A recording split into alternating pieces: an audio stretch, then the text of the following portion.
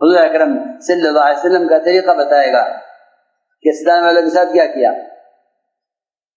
زید بن ثانہ نے گریبان پکڑا تو عمر نے تلوار نکال لی انہیں قتل کرنے کے لیے، ان کو قتل کرنے کے لیے تلوار نکالی. یا عمر یہ کیا کیا تم نے؟ سنو غور سے، آپ کی طرف سے لوگ کھڑے ہو جائیں گے کہ ہم بدل لیں گے کہ نہیں، اپنے حمایتیوں کو دباؤ، حمایتی کو دباؤ. جی ہاں، یہ دعوت کا تقاضا ہے، دعوت کا یہ دعوت کا تقاضا ہے کہ حمایتی کو دباؤ. اور سیاست کا تقاضا یہ ہے کہ اپنے حمایتی کو، جی ہاں، کہ اپنے حمایتی کو ابھارو، اٹھاؤ. سنو غور سے، فساد اس لیے ہوتا ہے دنیا میں کہ ہر ایک دوسرے جو ہے، ہر ایک اپنے حمایتی کی اپنے حمایتی کی مدد کرتا ہے. سنو میری بات دھیان سے سننی پڑے گی. ہر ایک اپنے حمایتی کی کیا کرتا ہے؟ مدد کرتا ہے. یہ ہمارے حمایتی، ہم ان کی مدد کریں گے، یہ ہمارے حمایتی ہیں، ہم ان کی مدد کریں گے. جی ہاں، اس سے فساد بڑھے گا، اس سے فساد بڑھے گا. جی ہاں، فساد بڑھتا ہے کس سے؟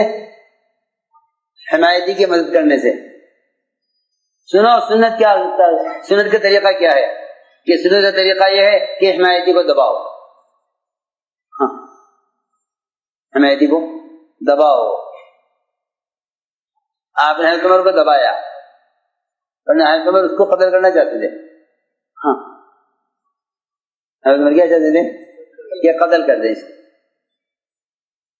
فرمایا عمر یہ تم نے کیا کیا؟ جاؤ اس کو لے کر جاؤ، اس کو اس کا حق دو، اس کو اس کا حق دو. حالانکہ اس نے مطالبہ کیا 3 دن پہلے، جاؤ اس کو اس کا حق دو. حق بھی دینا اس کا، اور اس کو بھی 100 کھجوریں زیادہ دینا. جی ہاں، یہ اعلیٰ ضرب کی بات ہے، یہ اعلیٰ ضرب کی بات ہے. جی ہاں، یہ اعلیٰ بات ہے. اس لیے ایک بات یاد رکھنا کہ داعی کا کام صرف معاملہ کرنا نہیں ہے، بلکہ احسان کرنا ہے. اور احسان بھی کس پر؟ احسان بھی محسن پر نہیں کہ محسن پر احسان کرنا تو احسان کا بدلہ ہے. یہ کوئی کمال کی بات نہیں ہے. جس نے آپ پر احسان کیا، آپ نے اس پر احسان کر لیا، یہ کوئی کمال نہیں ہے. کمال یہ ہے کہ موذی پر احسان کرو، اذیت دینے والے پر. محسن پر احسان کیا تو یہ احسان کا بدلہ ہو گیا.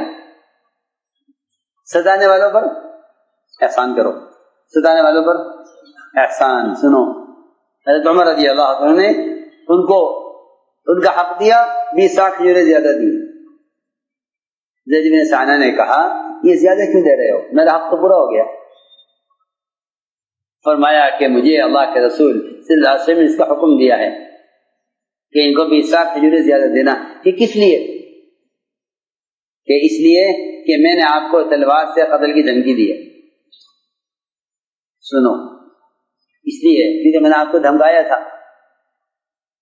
اور میں نے آپ کو قتل کی دھمکی دی تھی، اس لیے آپ نے حکم دیا ہے کہ تم نے زیادتی کی ہے، تم احسان کرو. یہ نہیں کہا انہوں نے زیادتی کی ہے. سنو، یہ نہیں کہا انہوں نے زیادتی کی ہے کہ تم نے زیادتی کی ہے ان کے ساتھ، ان کو 20 کھجوریں زیادہ دینا. اس سارے قصے کا خلاصہ یہ ہوا کہ زید بن ثانہ نے کلمہ پڑھا اسی لیے کہ میں نے ان کے ساتھ زیادتی کر کے دیکھ لیا، یہ نبی ہیں.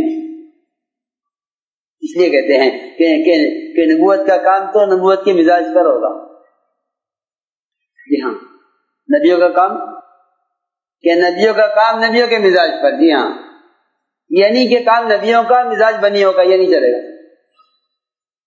کام نبیوں کا اور مزاج، جی ہاں، بنیا کا مزاج یہ ہوتا ہے